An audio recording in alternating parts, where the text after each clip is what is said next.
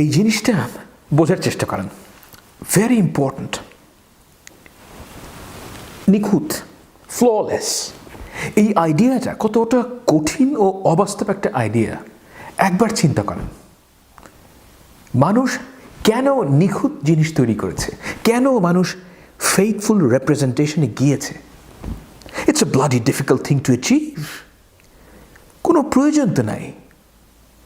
আপনার চারপাশে খোলা চোখে নেচারে নিখুঁত বলে তো কোনো কিছু নেই। আপনাকে প্রথমে কল্পনা করে বিশ্বাস করতে হবে যে নিখুঁত বলে কিছু একটা আছে, মানে যা নেই সেটাকে কল্পনা করতে হবে, তারপর সেটাকে ধরার চেষ্টা করতে হবে এবং সেই প্রচেষ্টাকে এমন একটা মিনিং দিতে হবে যেটা রাম শ্যাম যদু মধু সবাই অ্যাক্সেস করতে পারে।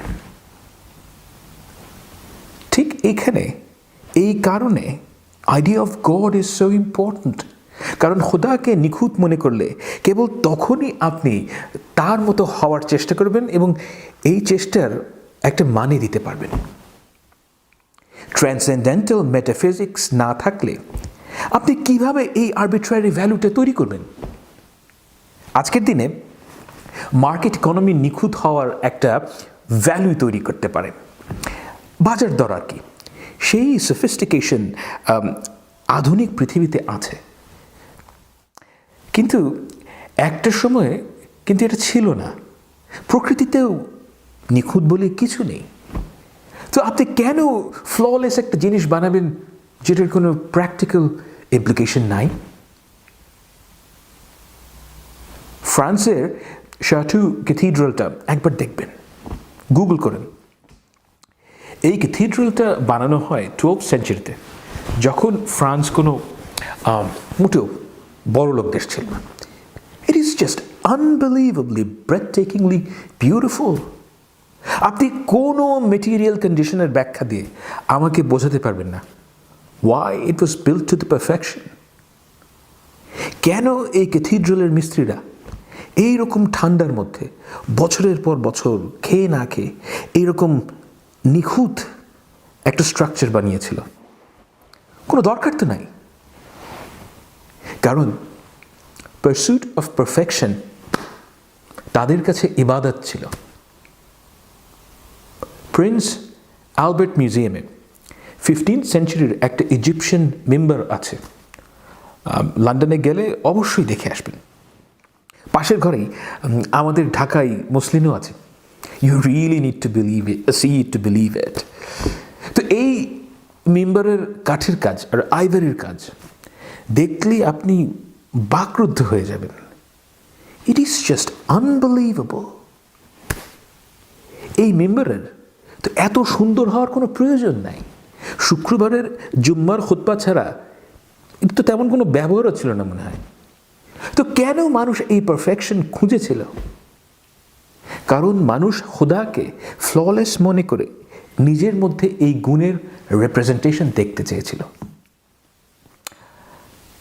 আপনি যদি খোদাকে ফ্ললেস মনে করেন কেবল তাহলেই তার faithful representation has got some meaning in it, তাই না? আপনি তো আজও এই দেশে এই কাজটা করতে পারবেন না, কারণ faithful representation has got no elevated status among us. আপনি এই দেশের প্রধানমন্ত্রীকে জিজ্ঞেস করেন 1971 কি হয়েছিল। আমি আপনাকে বাজি ধরে বলতে পারি যে মিথ্যা না বলে কিংবা এমবেলিশমেন্টের সাহায্য না নিয়ে তিনি পরপর 10টি বাক্য বলতে পারবেন না। I will bet my bottom dollar of the pocket. এই দেশে আপনি একটা আর্টিস্ট পাবেন না যিনি হাইপার রিয়েলিস্টিক পেইন্টিং করতে জানেন। এই দেশে আপনি একটা স্কাল্পটার পাবেন না যিনি আপনাকে দেখে অবিকল আপনার মতো একটা মূর্তি বানাতে পারবে, ক্লাসিক্যাল হেলেনিক স্কাল্পটারদের মতো। কারণ ফেথফুল রিপ্রেজেন্টেশনের কোনো ভ্যালু নাই ভাষাহীনদের দেশে। আমাদের দেশে এলিভেটেড স্টেটাস হলো মিথ্যার। এখানে আপনি সুন্দর করে প্রমিত বাংলায় মিথ্যা বলবেন, আপনি সরকারি চাকরি পাবেন, প্লট পাবেন, চ্যানেল পাবেন, তারপর ওই মেগা প্রজেক্টে ইট সুরকি সাপ্লাইয়ের কন্ট্রাক্ট পাবেন। এইখানে ফেইথফুল রিপ্রেজেন্টেশন কেন হবে? সত্যকে মিথ্যার ওপরে একটা এলিভেটেড স্টেটাস দেওয়া, এই কাজটা কতটা কঠিন আপনার হুঁশ আছে? আপনি যদি খোদাকে না মানেন, আমার কাছে তো এই কাজটা শুরু করা প্রায় অসম্ভব মনে হয়। মিথ্যা বললে তো আসলে আপনার লাভ হয়, আপনার পারপাস সার্ভড হয়।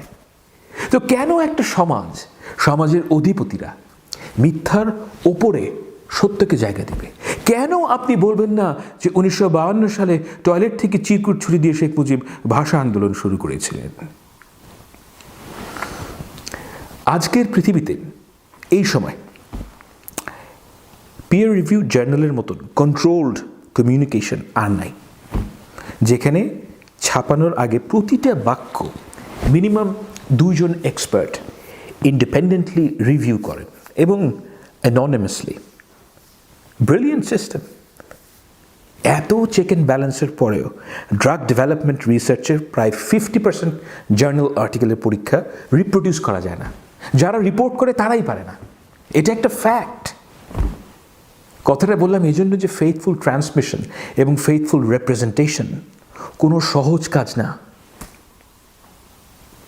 9th সেঞ্চুরিতে আর্লি ইসলামিক স্কলাররা ফেইথফুল ট্রান্সমিশনের সমস্যার সমাধান করার জন্য যেসব মেথড, যেসব স্ট্যান্ডার্ড নিজেদের উপর অ্যাপ্লাই করেছিলেন, সেগুলো এতটাই রিগোরাস যে আপনি আজকেও সেই স্ট্যান্ডার্ড মুসলমান দেশে অ্যাপ্লাই করতে পারবেন না।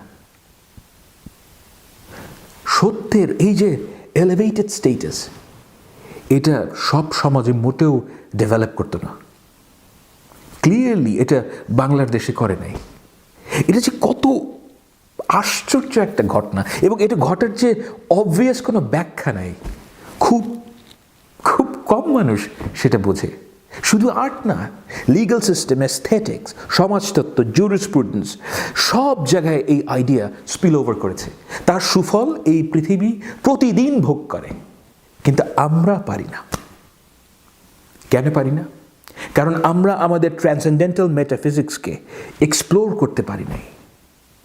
আমাদের ভ্যালুজ কোথা থেকে আসবে এই ব্যাপারে কোনো কনসেনসাসে পৌঁছতে পারি নাই।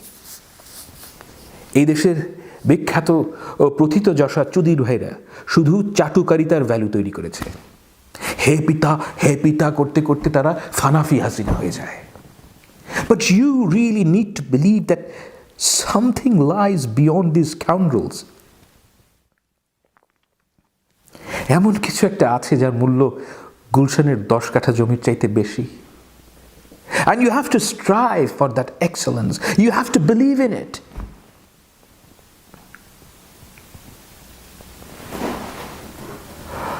আমাদের কালচারাল এলিটরা ইসলামকে একটা লিগ্যাল সিস্টেমে রিডিউস করে ফেলেছে।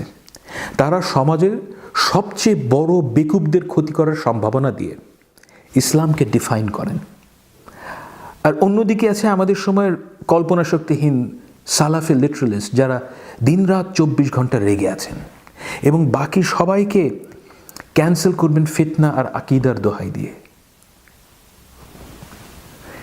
যেসব বক্তৃতা সোশ্যাল মিডিয়া আসে, honestly I hope that's not all of it. কোথায় এর মধ্যে মার্সি, কোথায় এর মধ্যে বিউটি, খোদা জানে। যে বিষয়গুলো শুধু আল্লাহর জানার কথা ছিল, তার সব কিছু ওরা জেনে বসে আছে। এই কাফের, ও জাহান্নামী, সব গোপন ফাঁস করে দিচ্ছে। আপনাকে তো ইসলামিক সিভিলাইজেশনে ইমবাইব করার কোনো সুযোগই দেওয়া হয় নাই, আপনার মেমোরিতেও সেটা নাই। কিভাবে আপনি বুঝবেন এর দয়ার কথা, এর বিউটির কথা, এর ন্যায় বিচারের idea? Now, I don't have the slightest delusion about the past. এই মুহূর্তে আমি হিন্দুস্তানি মুসলমানদের 100টা অযোগ্যতার কথা বলতে পারবো। And a lot of their incompetences was criminal in my opinion. কিন্তু হিন্দুস্তানি মুসলমানের যে ওয়ার্ল্ড ভিউ, সেটা এখনও রেলেভেন্ট, এখনও জরুরি। Because you need to align your worldview with your moral code. If you don't, the trouble is, imitation becomes your sole objective. And suddenly, your idea of beauty becomes the brands you desire, but can't afford. একটা কথা মনে রাখবেন, তেল বিক্রি করে কিংবা cycle ও জাঙ্গিয়া বানিয়ে আপনি সিভিলাইজেশন বানাতে পারবেন না, বড়লোক হতে পারবেন। দুটার মধ্যে খুব বড় পার্থক্য আছে। এখন সিভিলাইজেশন কি এর কোনো সংজ্ঞা দেওয়া সম্ভব না, কেউ দিতে পারবে না। You can feel it once you are there, but you can't articulate it. আমিও আপনাকে ব্যাখ্যা করতে পারবো না, তবে আমি একটা লক্ষণের কথা আপনাকে বলতে পারবো, একটু পরে বলছি।